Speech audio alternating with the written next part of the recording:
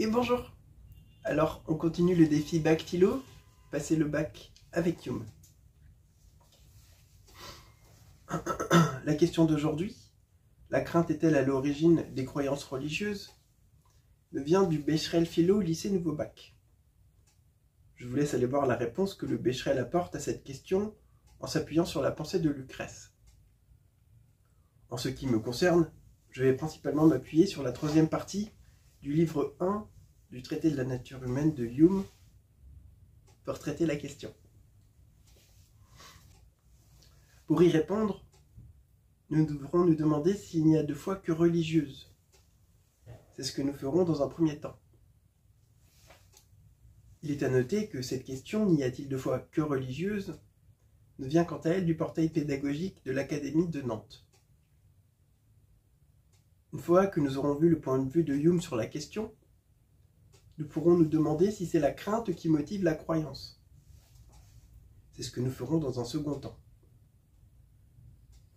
Chemin faisant, nous verrons entre autres choses que dans la pensée de Hume, le terme foi est lié à un ensemble de termes tels que conception, croyance, opinion, fiction.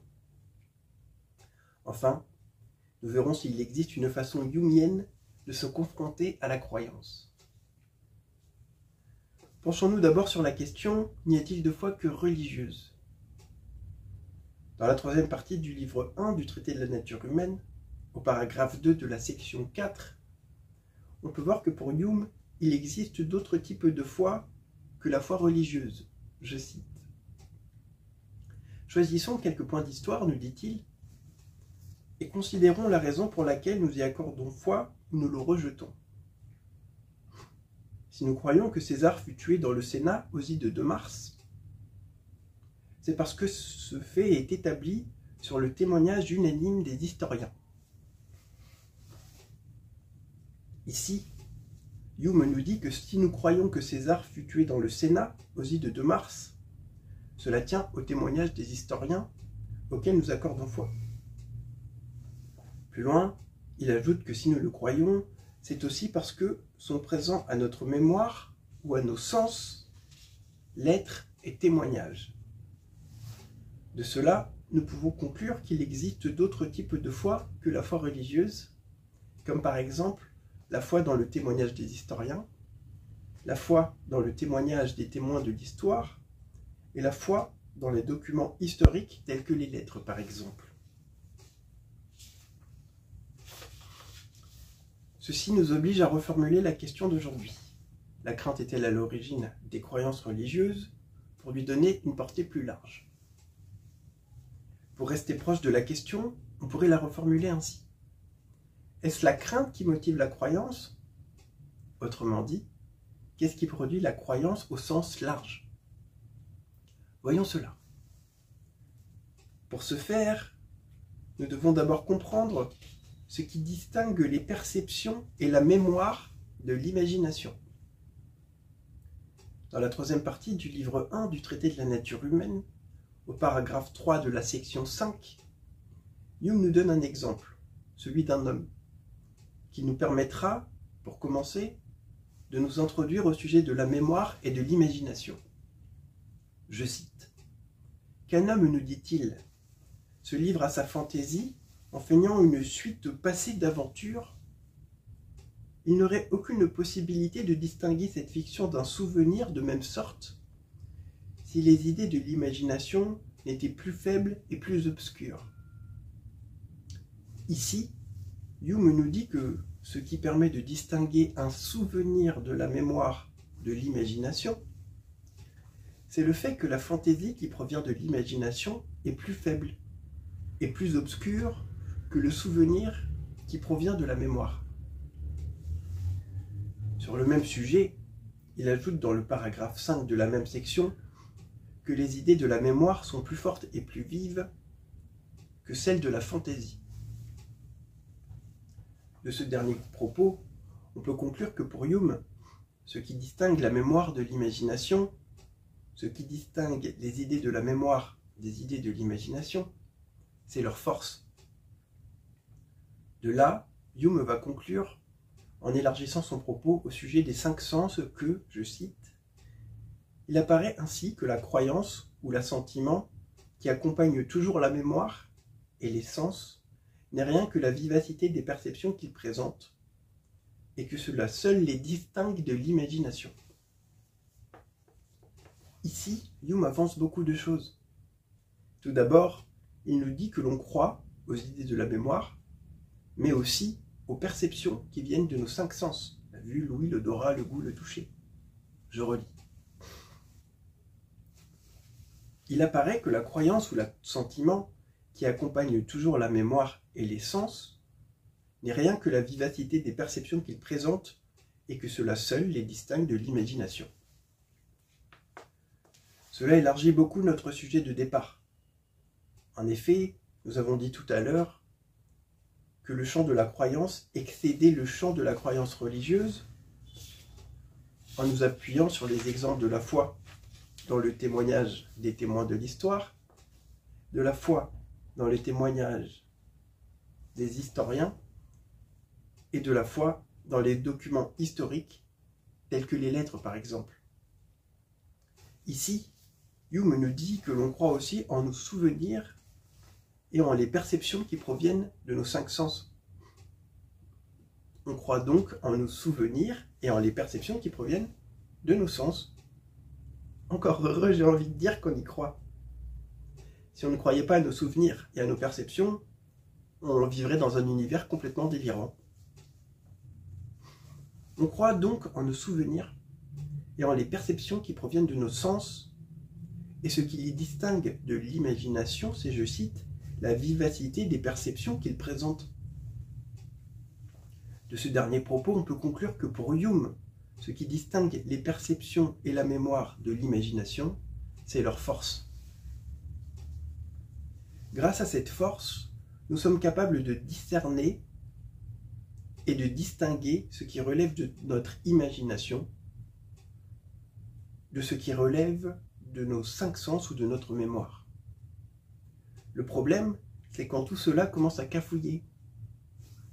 Laissez-moi vous lire le paragraphe 6 de la même section pour vous en convaincre. De même qu'une idée de la mémoire, en perdant sa force et sa vivacité, peut dégénérer à ce point qu'elle soit prise pour une idée de l'imagination, de même, inversement, une idée de l'imagination peut acquérir une telle force et une telle vivacité qu'elle passe pour une idée de la mémoire et en contrefait les effets sur la croyance et le jugement. Voici un début de réponse à la question « Qu'est-ce qui produit la croyance au sens large ?»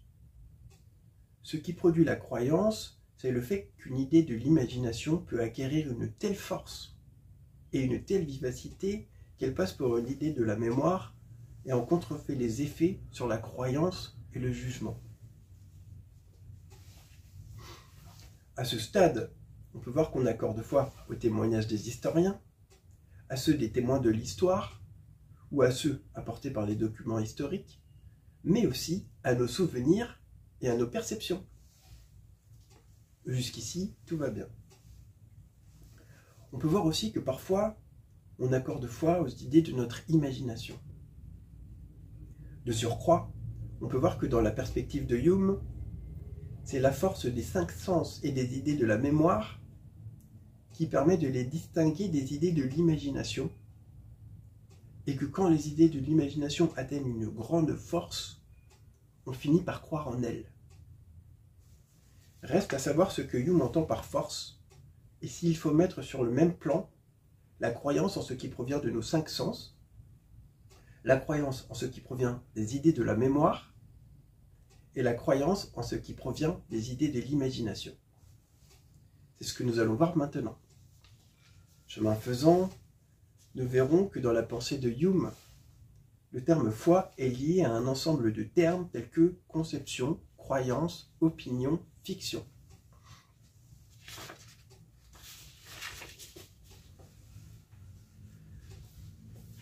Dans la 3e partie du livre 1 du traité de la nature humaine, au paragraphe 1 de la section 7, Hume nous dit que, je cite, « Nous concevons beaucoup de choses auxquelles nous ne croyons pas. » Dans cette phrase, on peut voir qu'il fait une distinction lexicale entre concevoir et croire. Plus loin, dans le paragraphe 3, il va nous donner un exemple qui va nous permettre de comprendre cette distinction. Je cite. « Supposez, nous dit-il, qu'en ma présence, une personne avance que César mourut dans son lit. Malgré mon incrédulité, je comprends clairement ce qu'elle veut dire et forme les mêmes idées qu'elle. Mon imagination, ajoute-t-il, est dotée des mêmes pouvoirs que celle de cette personne, et il ne lui est pas possible à cette personne de concevoir une quelconque idée que je ne puis concevoir. » Jung donc nous dit qu'il peut concevoir que César mourut dans son lit, autrement dit, s'en former une idée, se le représenter, même s'il n'y croit pas. César ayant été assassiné à coups de couteau à l'issue d'une conspiration, c'est logique qu'il n'y croit pas. Cette distinction lexicale entre concevoir et croire situe la croyance dont il est question ici sur le plan des idées de l'imagination. En effet, Jung nous dit ici que son imagination est dotée des mêmes pouvoirs que celle de la personne qui avance que César mourut dans son lit, et qu'il ne lui est pas possible à cette personne de concevoir une quelconque idée qu'il ne puisse lui aussi concevoir. C'est donc bien sur le plan des idées de l'imagination que nous propulse la distinction lexicale entre concevoir et croire, mise en place par Jung. Et c'est logique. En effet, les perceptions que nous recevons de nos 5 sens, et en lesquelles, avons-nous dit tout à l'heure, nous croyons, ne relèvent pas de notre capacité de concevoir, mais de notre capacité de percevoir. Jung donc nous dit qu'il peut concevoir grâce à son imagination que César mourut dans son lit, autrement dit, s'en former une idée, se le représenter, même s'il ne peut pas y croire. Alors se demande Jung en quoi consiste la différence entre croire et ne pas croire en les idées de l'imagination, peut-on ajouter. C'est ce que nous allons voir maintenant. Mais avant cela, prenons la peine de reformuler notre problématique afin d'y faire figurer la spécificité de la croyance sur laquelle nous raisonnons, à savoir la croyance en les idées de l'imagination. Tout à l'heure, en faisant rentrer la question d'aujourd'hui dans le cadre conceptuel que nous propose Jung, la question « La crainte est-elle à l'origine des croyances religieuses ?» est devenue « Est-ce la crainte qui motive la croyance ?» Puis, qu'est-ce qui produit la croyance au sens large? Avec la nouvelle spécification que nous venons de voir, la question d'aujourd'hui pourrait être reformulée ainsi. Qu'est-ce qui produit la croyance en les idées de l'imagination? Nous savons déjà que dans la perspective de Jung, c'est une force qui fait que l'on finit par croire dans les idées de l'imagination. Quand les idées de l'imagination atteignent une grande force, avons-nous dit tout à l'heure, on finit par croire en elles. Quelle est la force dont il est question ici et qui fait que nous croyons dans les idées de l'imagination? Voyons ça. Mais avant, prenons note du fait que l'analyse de la croyance que nous allons faire maintenant ne situera pas sur le même plan la croyance en ce qui provient de nos 5 sens, la croyance en ce qui provient des idées de la mémoire et la croyance en ce qui provient des idées de l'imagination, et qu'elle focalisera notre attention sur la croyance en les idées de l'imagination. Prenons note du fait donc qu'il ne faut pas mettre sur le même plan la croyance en ce qui provient de nos 5 sens, la croyance en ce qui provient des idées de la mémoire et la croyance en ce qui provient des idées de l'imagination. Il est facile de savoir ce que Jung entend par force quand il parle de la croyance en ce qui provient de nos 5 sens et de la croyance en ce qui provient des idées de la mémoire. Par contre, c'est un peu plus difficile de savoir ce qu'il entend par force quand il parle de la croyance en ce qui provient des idées de l'imagination. Pensons-nous un instant sur ce que Hume entend par force quand il parle de la croyance en ce qui provient de nos 5 sens et de la croyance en ce qui provient des idées de la mémoire, avant de nous pencher sur ce qu'il entend par force quand il parle de la croyance en ce qui provient des idées de l'imagination.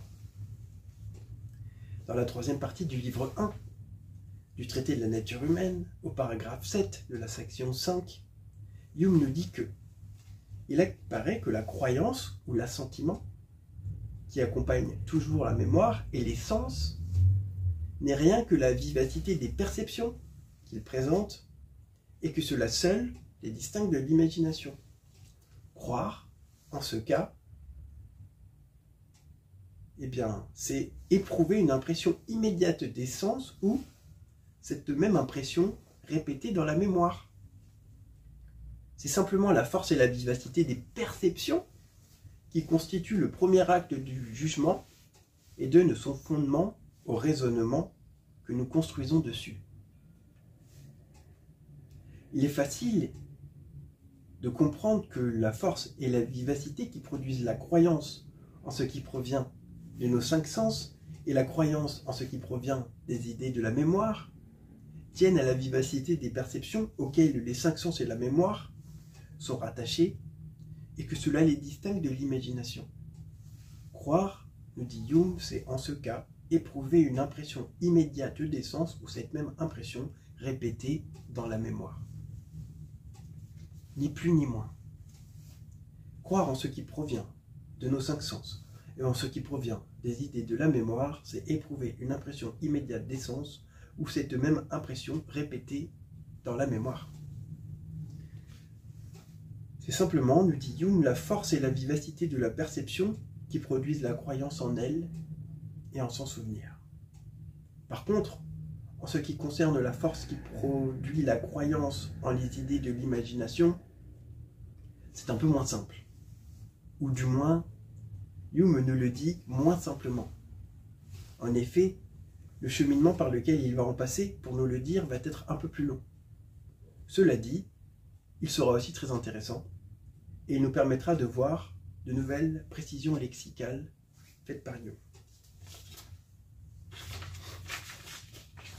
En effet, pendant son cheminement, Hume va introduire le terme d'opinion, ce qui nous permettra de voir le lien que ce terme entretient avec le terme croyance et d'affiner notre sujet. De surcroît, il va mettre en opposition le terme fiction avec les termes croyance, opinion et imagination, ce qui nous permettra de mieux comprendre son point de vue sur ce qu'est l'imagination. Voyons cela. Quelle est la force qui fait que nous croyons ou ne croyons pas dans les idées de l'imagination? Et qu'est-ce qui distingue les opinions et les croyances des fictions?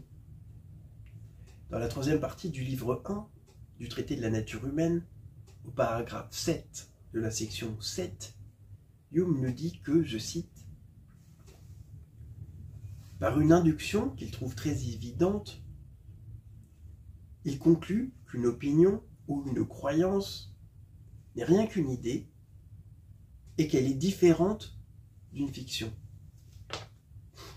Dans cette phrase, on peut voir qu'il met sur le même plan une opinion et une croyance, qu'il qualifie d'idée,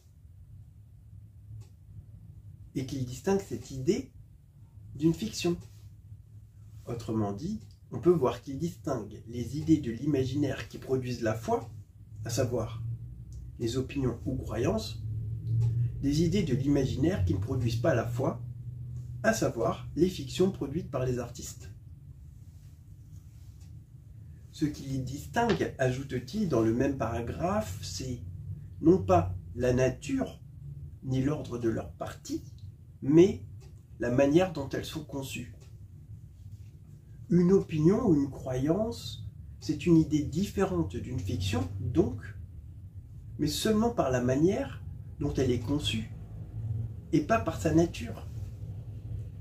Plus loin, dans le paragraphe 7, Hume va nous expliquer ce qu'il veut dire par là. Alors, continuons sa lecture plutôt que de nous engager dans des suppositions. Quand je veux expliquer cette manière, nous dit-il, je suis obligé d'avoir recours aux sentiments de chacun afin de lui donner une notion parfaite de cette opération de l'esprit. Une idée, continue-t-il, à laquelle on donne son assentiment, se sent différemment d'une idée fictive qui nous est présentée par la fantaisie seule. Et ce sentiment différent, j'essaie, nous dit Hume, de l'expliquer en parlant d'un degré supérieur de force, de vivacité, de solidité, de fermeté ou de stabilité. Ici, Hume nous dit que ce qui distingue une opinion ou une croyance d'une fiction, c'est la manière dont elles sont conçues, autrement dit, la manière dont elles sont éprouvées. Et que cette manière de concevoir, ce ressenti, c'est un sentiment. Une opinion et une croyance, donc, ce sont deux choses similaires. Ce sont des idées de l'imagination. Cependant, ces idées de l'imagination sont différentes des fictions qui, elles aussi, sont des idées de l'imagination. Ce qui les distingue, c'est non pas leur nature imaginaire, mais la manière dont elles sont ressenties sur le plan émotionnel. C'est les sentiments qui les accompagnent. Et ce sont ces sentiments qui font que l'on croit en elles. Ce sont ces sentiments qui provoquent la croyance. Laissez-moi vous lire un autre passage du paragraphe 7 pour vous en convaincre. Il est évident, nous dit Hume, que la croyance ne consiste ni en la nature, ni en l'ordre de nos idées, mais dans la manière dont l'esprit les conçoit et les sent. J'avoue qu'il est impossible d'expliquer parfaitement ce sentiment ou cette manière de concevoir. Nous pouvons faire usage de mots qui expriment quelque chose qui s'en approche, mais son nom véritable et propre est croyance. Dans la perspective de Hume, donc, ce sont les sentiments qui provoquent la croyance. Voici un début de réponse à la question: quelle est la force qui fait que nous croyons dans les idées de l'imagination? Maintenant, reste à savoir quels sont ces sentiments qui provoquent la croyance. Est-ce la crainte, comme la question d'aujourd'hui le suggère? Laissez-moi vous la rappeler. La crainte est-elle à l'origine des croyances religieuses? Ou est-ce que ce sont d'autres sentiments qui provoquent la croyance au sens large, dans la perspective de Hume? Voyons ça. Dans la troisième partie du livre 1 du traité de la nature humaine, au paragraphe 4 de la section 7, Hume nous dit que, je cite, « Dans les cérémonies de la religion catholique romaine, les dévots ont coutume d'alléguer qu'ils ressentent l'effet bénéfique des mouvements extérieurs, des postures et des actions qui accompagnent les cérémonies. Leur dévotion est avivée et leur ferveur est stimulée par elle. »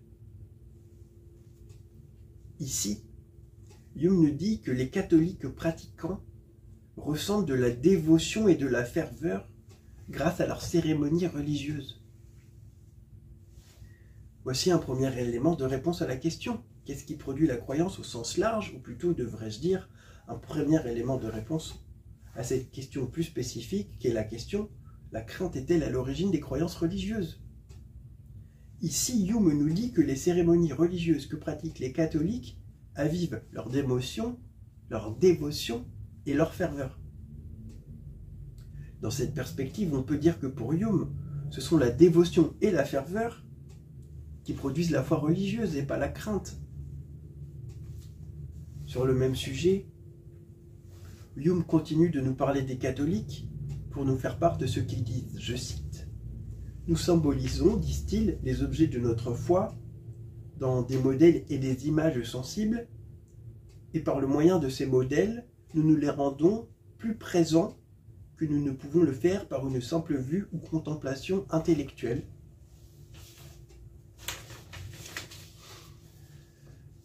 Cette présence sensible des images de la foi des catholiques, dont Hume vient de nous faire part, nous devons la rapprocher de la foi produite par les perceptions et les souvenirs qui en résultent.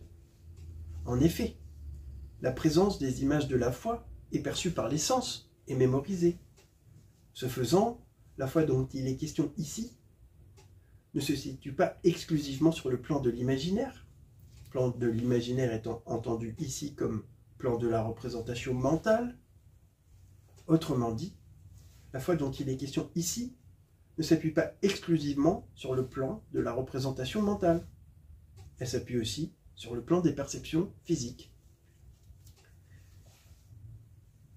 Cette immatérialité des objets de la foi, entendue comme idée de l'imaginaire ou représentation mentale, et le fait que c'est la matérialisation de ces objets qui avive la dévotion et la ferveur dans les cérémonies des catholiques est très important.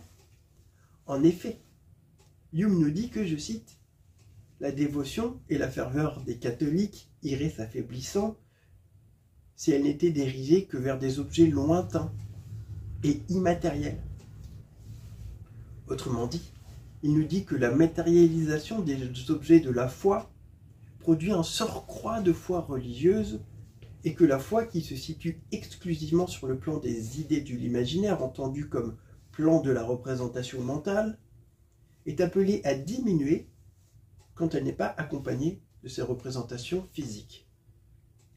Conclusion, on peut dire à ce stade que selon Hume, c'est la dévotion et la ferveur qui produisent la foi religieuse, ainsi que les cérémonies et les représentations physiques des objets de la foi qui vont avec. Qu'en est-il des autres types de foi et des autres types d'émotions qui les produisent? Voyons ça.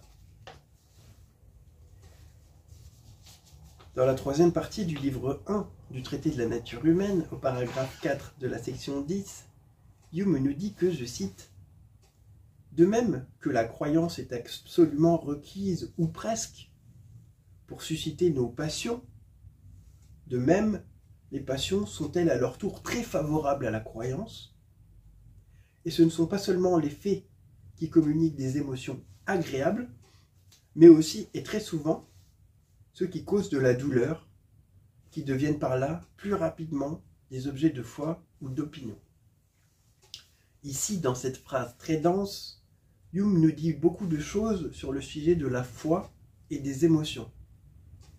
Prenons la peine de la décortiquer afin de prendre acte de tout ce qu'il avance. Dans un premier temps, Hume nous dit que la croyance, autrement dit la foi, suscite les passions, autrement dit les émotions, et que les émotions, autrement dit les passions, suscitent la foi. Cette dernière idée est nouvelle pour nous. Jusqu'à maintenant, nous avions parlé du fait que les passions, entendre les émotions, produisent la foi. Et ici, Hume nous dit aussi que la foi produit les émotions. La foi et les émotions ont donc la capacité de se produire mutuellement.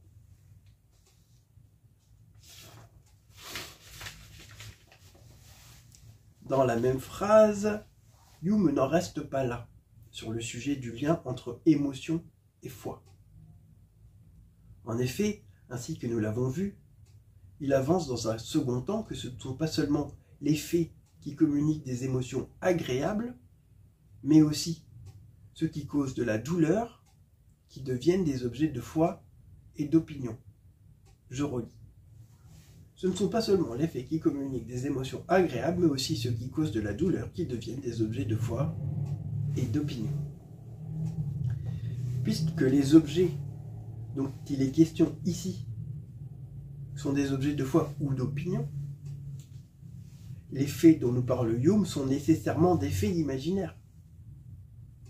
Si on devait donner un exemple de fait imaginaire, on pourrait prendre par exemple notre exemple de tout à l'heure qui avançait que César mourut dans son lit, alors que l'on sait très bien qu'il fut assassiné à coups de couteau. Hume nous dit donc que ce ne sont pas seulement les faits imaginaires qui communiquent des émotions agréables, mais aussi ceux qui causent de la douleur, qui deviennent des objets de foi et d'opinion.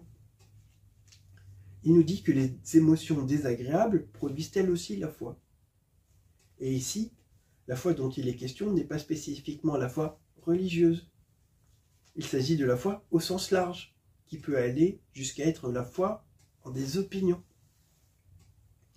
Parmi les autres types de foi produites par les émotions, on trouve donc ici les opinions, et parmi les autres types d'émotions qui produisent la foi, on trouve les émotions négatives. Ce point de vue est très différent de celui de tout à l'heure qui affirmait que ce sont les émotions positives de dévotion et de ferveur qui produisent la foi religieuse. Ainsi, on peut dire que dans la perspective de Hume, les émotions négatives peuvent produire la foi. Dans le même paragraphe, Hume nous donne des exemples d'émotions négatives et positives susceptibles de produire la foi. Voyons ça. Un poltron, peut-on lire, dont les craintes sont éveillement... Pardon, je relis. Un poltron, peut-on lire, dont les craintes sont aisément éveillées, donne rapidement son assentiment à tout ce qui lui annonce un danger. C'est le premier exemple de Hume. Les poltrons croient à ce qui annonce un danger.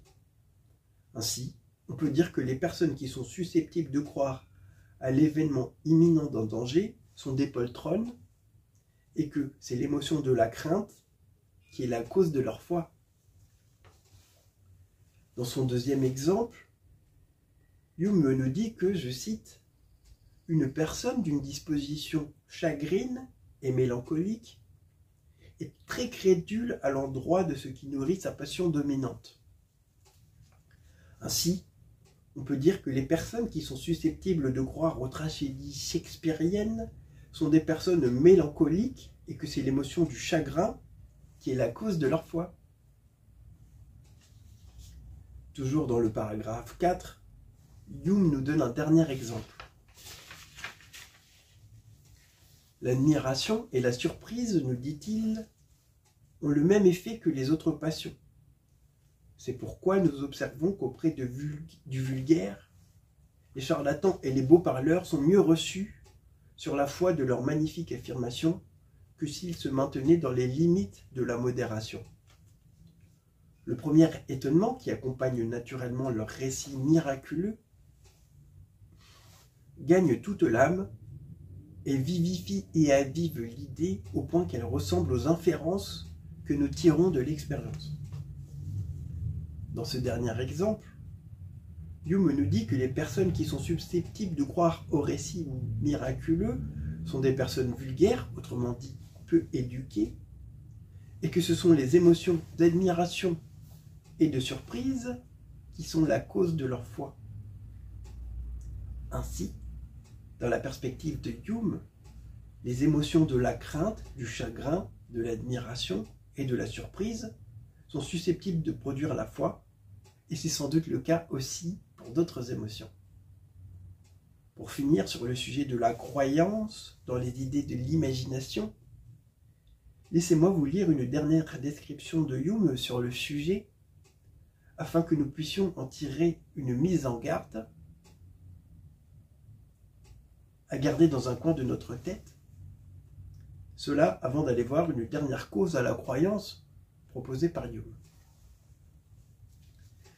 Dans la troisième partie du livre 1 du traité de la nature humaine, au paragraphe 9 de la section 10, Hume nous dit que, je cite, « Il n'est pas hors de propos de remarquer qu'une vive imagination dégénère souvent en une démence, en une folie, lesquelles influencent le jugement et produisent la croyance, quand par une suite de fermentations extraordinaires du sang et des esprits, l'imagination acquiert une vivacité qui va jusqu'à désorganiser tous ses pouvoirs et toutes ses facultés, il n'y a plus de moyen de distinguer entre la vérité et la fausseté. Toute fiction, toute idée flottante, ayant la même influence que les impressions de la mémoire et que les conclusions du jugement, est reçue sur le même pied et agit avec une force égale sur les passions. Toute chimère entretenue par le cerveau est aussi vive et intense que n'importe laquelle des inférences que nous honorions précédemment du nom de conclusions portant sur des faits, et même parfois que les présentes impressions des sens. De ce propos, nous pouvons tirer comme une mise en garde que nous devons maîtriser notre esprit afin d'éviter de nous laisser emporter par notre imagination et d'éviter de basculer dans la folie ou la démence. Si nous ne le faisions pas, nous risquerions de mettre sur le même plan les idées de l'imagination, les impressions de la mémoire, les impressions des sens et les conclusions du jugement, ce qui nous éloignerait gravement de la vérité pour nous plonger dans la folie ou la démence. De ce propos donc, nous pouvons tirer comme mise en garde que nous devons maîtriser notre esprit afin d'éviter de nous laisser emporter par notre imagination, mais que aussi nous devons maîtriser nos passions, car ne l'oublions pas, ce sont elles qui produisent la croyance. Le but de tout cela étant d'éviter de basculer dans la folie ou la démence. Pour finir sur le sujet de la croyance, voyons maintenant une dernière cause à la croyance proposée par Hume. Dans la troisième partie du livre 1 du traité de la nature humaine, au paragraphe 19 de la section 9, Hume nous dit qu'il est persuadé que, je cite, « plus de la moitié des opinions qui prévalent parmi les hommes sont dues à l'éducation, et que les principes qui sont ainsi implicitement embrassés l'emportent sur ceux qui sont dus au raisonnement abstrait ou à l'expérience. L'imagination, nous dit-il, peut avoir des idées si fortement imprimées en elle et les concevoir sous un jour si complet qu'elles peuvent agir sur l'esprit de la même manière que celles que les sens, la mémoire ou la raison nous présentent. Mais comme l'éducation est une cause artificielle et non pas naturelle, et comme ces maximes sont souvent contraires à la raison et même contraires entre elles, en des temps et en des lieux différents, elle n'est jamais pour cela reconnue par les philosophes, bien qu'en réalité elle soit construite presque sur le même fondement de l'habitude et de la répétition que notre expérience et nos raisonnements de cause et d'effet. Dans ce passage, Hume nous dit que les opinions en tant que croyances sont dues à l'éducation et que ces maximes étant souvent contraires, l'éducation n'est jamais reconnue par les philosophes. C'est la dernière cause de la croyance que nous devions aborder aujourd'hui afin de répondre à la question « Qu'est-ce qui produit la croyance au sens large ?» Résultat, on peut dire que dans la perspective de Hume, l'éducation est une des choses qui produisent la croyance. Sur le même sujet, Hume nous dit que les principes ainsi appris par l'éducation l'emportent sur ceux dus au raisonnement abstrait ou à l'expérience. Si on relie cette dernière idée à celle qui avance que les opinions en tant que croyances reçues par l'éducation ne sont pas reconnues par les philosophes, on peut déduire que pour Hume, il faut préférer les principes issus du raisonnement abstrait ou de l'expérience à ceux issus de l'éducation. Dans ce propos, dans lequel on retrouve la radicalité du Descartes du discours de la méthode, où Descartes met en doute ce qu'il a reçu de son éducation, et à qui je dédierai une vidéo d'ici peu, dans ce propos, dis-je, on peut voir que Hume nous propose une solution au règne de l'opinion, et que cette solution est la même que celle qu'il nous a proposée dans l'introduction du traité de la nature humaine, où il nous disait ce qui devait être le fondement pour les sciences de l'homme. C'est le dernier point que nous devons aborder avant de faire une synthèse de ce que nous avons vu aujourd'hui. Dans la vidéo, faut-il dire la science ou les sciences, nous avions dit que dans l'introduction du livre 1 du traité de la nature humaine, Hume avançait l'idée que la science de l'homme était le seul fondement solide pour les autres sciences et que le seul fondement que nous puissions donner à cette science de l'homme devait être cherché dans l'expérience et l'observation. Dans ce propos, on peut voir que dans la perspective de Hume, la science de l'homme doit être au fondement de toutes les sciences et que son fondement doit être cherché dans l'expérience et l'observation, autrement dit l'empirisme. C'est dans l'expérience et l'observation, donc, que doit être trouvé le fondement des sciences et pas dans le règne de l'opinion.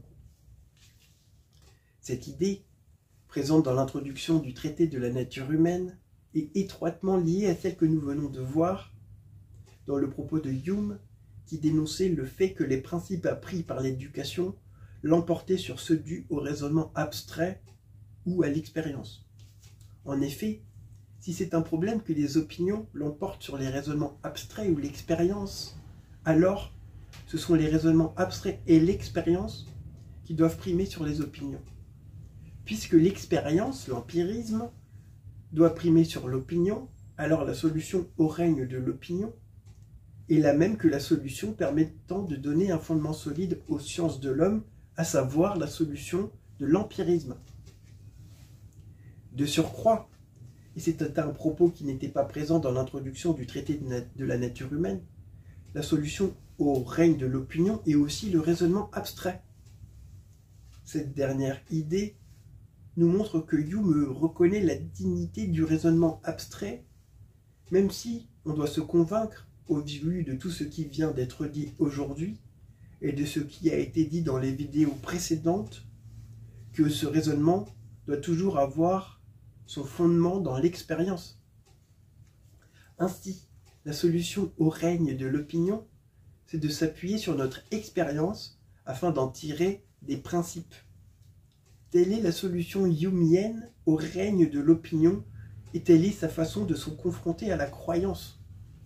Ceci étant dit, nous pouvons maintenant faire le bilan de ce que nous avons vu aujourd'hui afin de raccrocher tous les wagons entre eux et de s'en faire une vision plus synthétique. Pour commencer, nous avons analysé la question d'aujourd'hui et nous nous sommes demandé s'il n'y avait de foi que religieuse. De cela, il est ressorti d'un propos de Hume qu'il existait d'autres types de foi que la foi religieuse, comme par exemple la foi dans le témoignage des historiens, la foi dans le témoignage des témoins de l'histoire et la foi dans les documents historiques tels que les lettres par exemple. En conséquence, nous avons reformulé la question d'aujourd'hui pour lui donner une portée plus large. Laquelle question est devenue « Qu'est-ce qui produit la croyance au sens large ?» Dès lors, nous avons entrepris de répondre à cette question et chemin faisant, nous avons aussi répondu à la question « La crainte est-elle à l'origine des croyances religieuses ?» De cette réponse, il est ressorti que la croyance ne se limitait pas au cadre religieux. Faisons la liste des croyances et des causes qui la produisent, que nous avons vues aujourd'hui. Ainsi que nous venons de le dire, nous accordons foi au témoignage des historiens, à celui des témoins de l'histoire et aux documents historiques tels que les lettres par exemple. Ici, ce à quoi nous avons foi, ce sont des témoignages empiriques et des documents empiriques, lesquels témoignages et documents sont la cause de cette même foi. De surcroît, nous accordons aussi foi à nos perceptions et à nos souvenirs, cela à cause de leur force et de leur vivacité. Ici, il est facile de comprendre que la force et la vivacité qui produisent la croyance en ce qui provient de nos cinq sens et la croyance en ce qui provient des idées de la mémoire tient à la vivacité des perceptions auxquelles les cinq sens et la mémoire sont rattachés et que cela les distingue de l'imagination. Croire, nous dit Hume, c'est en ce cas éprouver une impression immédiate des sens ou cette même impression répétée dans la mémoire. Les croyances dont il est question ici ont donc un fondement empirique. Enfin, nous croyons aussi dans les idées de l'imagination, à savoir des idées qui se situent exclusivement sur le plan de la représentation mentale et pour lesquelles il n'y a aucun fondement empirique. Cela à cause d'une force, nous dit Hume, cette force étant la force des passions et des émotions.